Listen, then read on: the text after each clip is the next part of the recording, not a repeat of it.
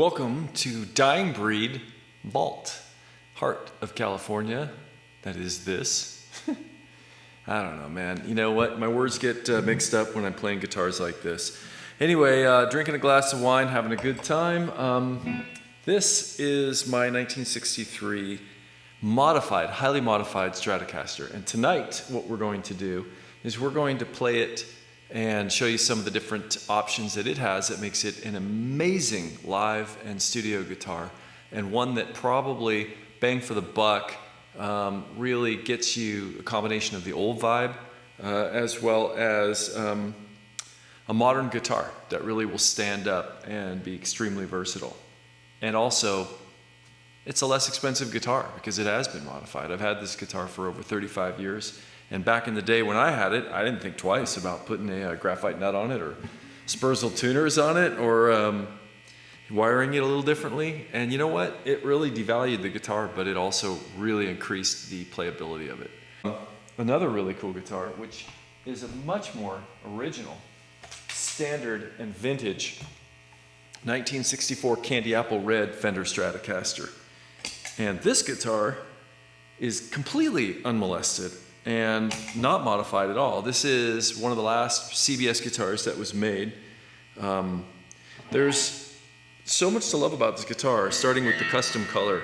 You know, they really didn't make a whole lot of these, and when these did come out, they were probably made by the best craftsmen at the time because these were the custom guitars.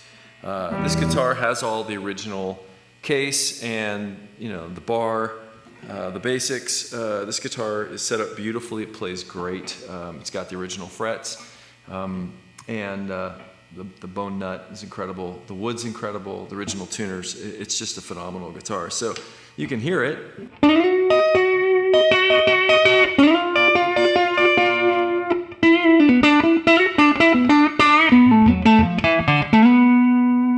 I think it actually sounds a little better. The pickups are a little hotter. My personal feeling on that is probably because some of the wiring that we did in that might be holding that guitar back.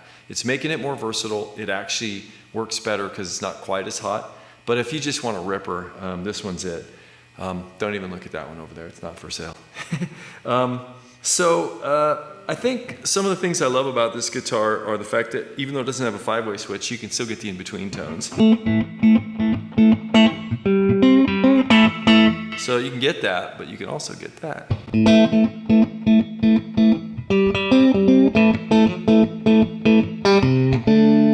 And obviously on the other guitar, we've flopped that out for a 5-way switch to make it real easy. This guitar's got some really usable tone controls too on it, which really surprised me because usually when I roll off tone on a vintage guitar, it just gets muddled. But if you really listen to this one in the middle, bring it down.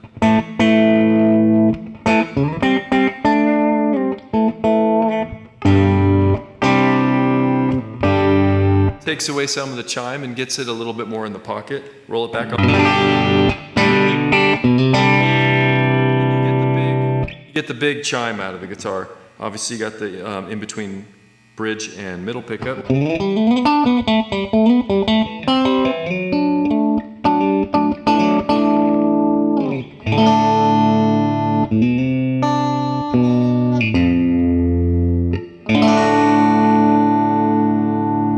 Both these guitars stay in tune great. This guitar has a blocked bridge, so it's not floating. And honestly, I wouldn't even touch it. It has the bar. You could set it up if you wanted, but it's so solid and it rings so really good and true, and it stays in tune. This guitar, on the other hand, does have the floating bridge, and it's set up perfectly, and it never goes out of tune, and it's great. Another reason why it makes it a great studio and live guitar is because you can play it like it's a blocked guitar, and it's stable, but it has just endless vibrato up and down. It floats both directions. So what I would say about these guitars right now is that obviously they don't make them like this anymore. This one's a beast. It's hot. It's got a great color. It's in excellent shape. It's totally bone stock original. Patina, you know, on this is great. All the screws and everything appear to be original. This guitar, man, you just don't find guitars in this good a shape. It's got a little wear on it, but it's a player. Neck is really, really nice.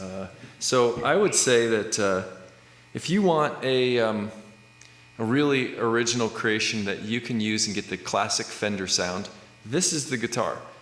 Could you play it in the studio? Could you play it live? Of course you could. It's a Fender, man. You could probably fight your way out of a bar with this thing and it would still be fine. But that being said, I would recommend probably sticking more with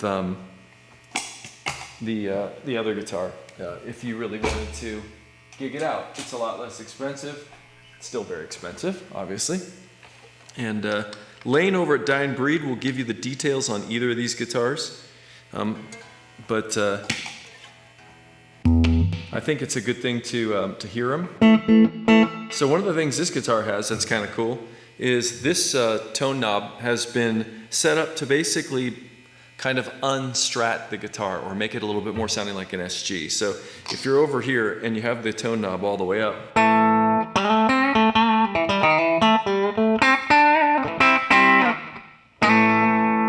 but if you roll it off,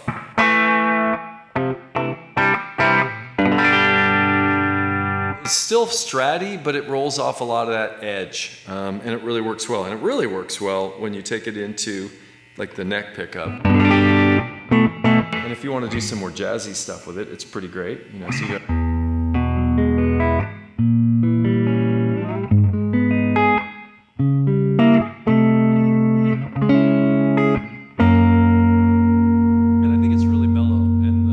gives it a lot of versatility. If you want to go ahead and put it more in a kind of a middle position, or sorry, the 4 position, and this middle tone knob is set up to be more of kind of like a wah pedal that you can just kind of manage. So you can bring this maybe up to about half, and then you start to play with this one.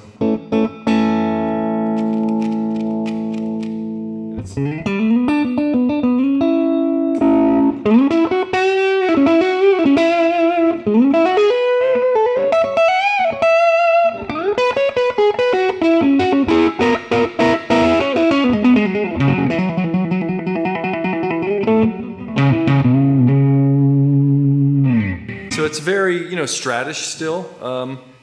It's a very stratty guitar, but it's really nice to be able to have floating trem.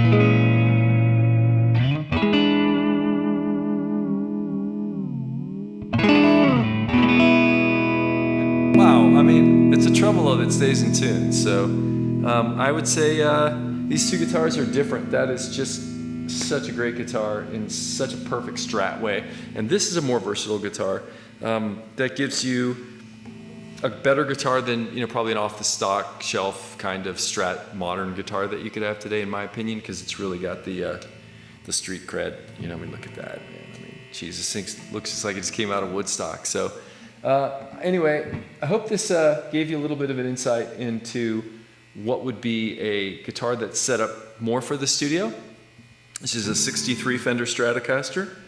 It does have an original neck, original pickups, pickguard. It has original, basically the guitar is almost original except for the tuners, the nut, and the tone knobs. Maybe a couple of screws here and there, but that's about it. It's a really good player.